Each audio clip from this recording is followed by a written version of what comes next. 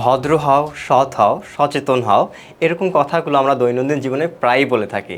এই কথাগুলোকে তুমি চাইলেই খুব সহজেই কিন্তু ইংরেজিতে বলতে পারো। এই যে একটি শব্দ দেখতে পাচ্ছ বি, এটির মানে হচ্ছে হও অথবা হওয়া। এটির পরে অ্যাডজেক্টিভগুলোকে ব্যবহার করে তুমি চাইলেই কিন্তু খুব সহজেই এরকম সৎ হও, ভদ্র হও, সচেতন হও এই কথাগুলোকে বলতে পারো। যেমন দেখো, আমি প্রথমে যেটা বলেছিলাম যে ভদ্র হও, বি পোলাইট, বি পোলাইট।